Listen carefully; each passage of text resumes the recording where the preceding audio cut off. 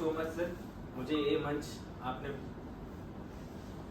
दिया कि मेरे बातों को यहाँ रख पाऊँ। और यहाँ पे जितने भी बड़े हैं सभी को मेरा ओर से नमस्कार। और मैं शेखर, अंडमान एंड निकोबार द्वीप समूह से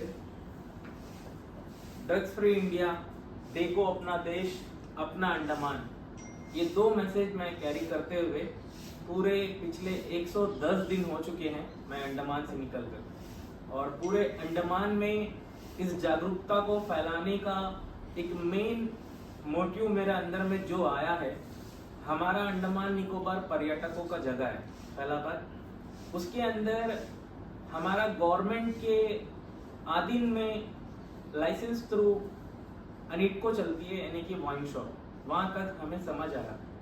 पिछले 4 सालों से हमारा द्वीप समूह में मैथ जैसा, गांजा जैसा इलीगल सब्सटेंस जो है बहुत अधिक तेजी से फैल चुकी है।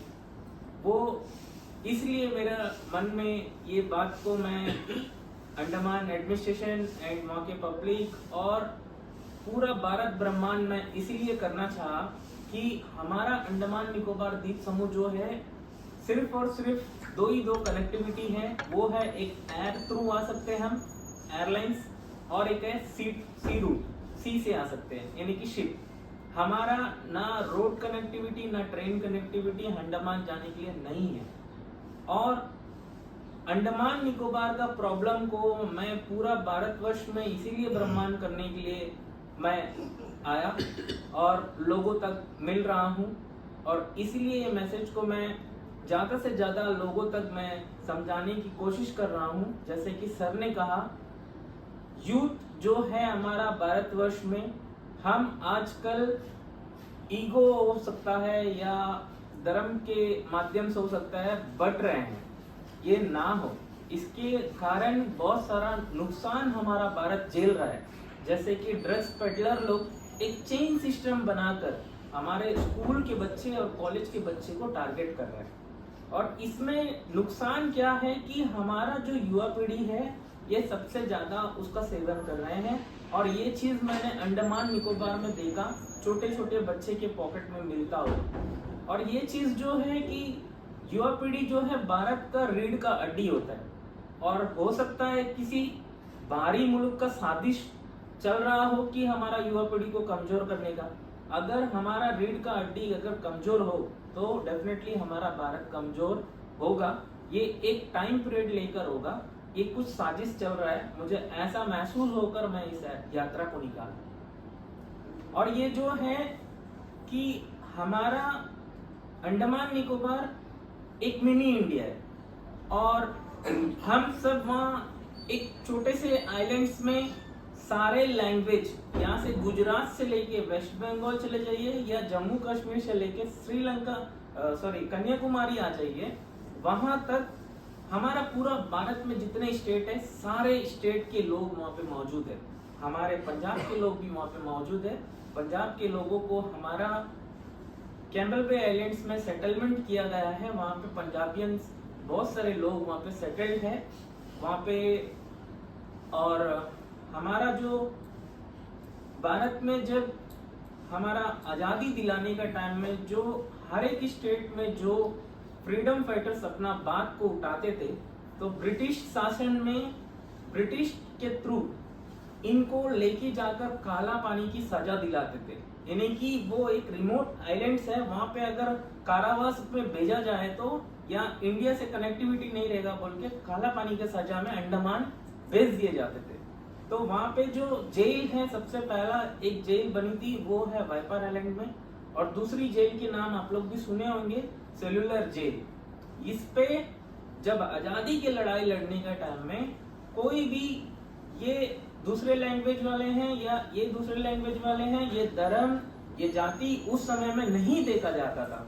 ये समय में हमारा देश को आजादी देने के लिए जो वीर जवानों ने जो कुर्बानी दिया है, वो कहीं ना कहीं आज का डेट में हमारा अंडमान में जो मुझे महसूस हुआ, वो ड्रग्स का चेन सिस्टम बन के युवा पीढ़ी को खत्म करने का साजिश चल रहा है।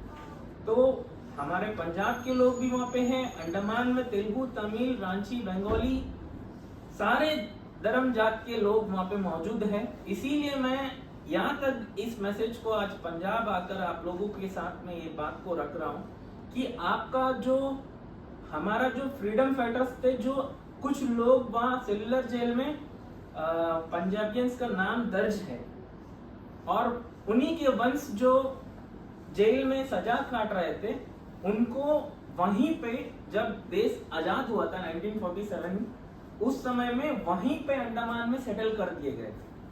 और वहाँ पे जो पंजाब के लोग हैं, कोई हो सकता है कि अगर पुरुष है तो उनका मैरिज यूपी के महिला के साथ हो गए, और यूपी के लोग हैं तो हो सकता है वेस्ट बंगाल के महिला का साथ मैरिज हो गया। इस तरह का कम्युनिकेशन जो है वहाँ पे मिक्स कल्चर चल रही है।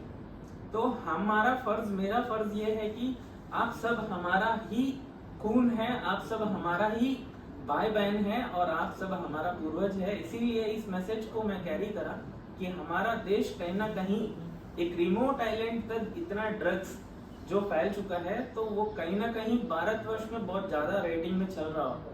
तो इस मैसेज को पिछले 2 साल के अंदर में कोस्ट गार्ड ने सी रूट में 6 टन केजी मैक पकड़ा गया, 6 टन यानी कि 6000 किलो। जो नजर में आया उसको तो कैच कर लिए, उसको बंद भी कर रहे हैं।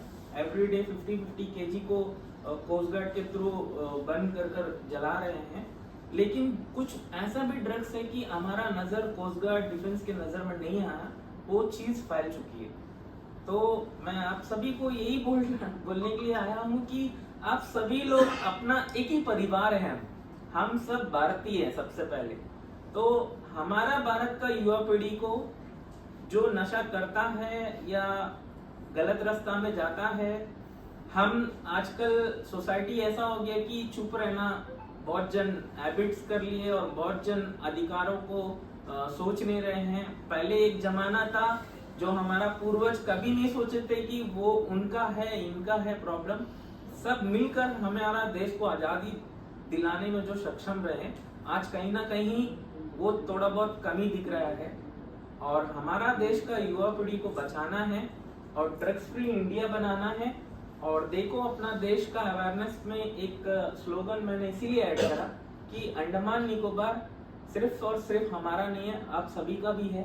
आप सभी एक बार आकर अंडमान का सेलुलर जेल को देखा जाए, यही मेरा आप लोगों से रिक्वेस्ट रहेगा। Thank you so much.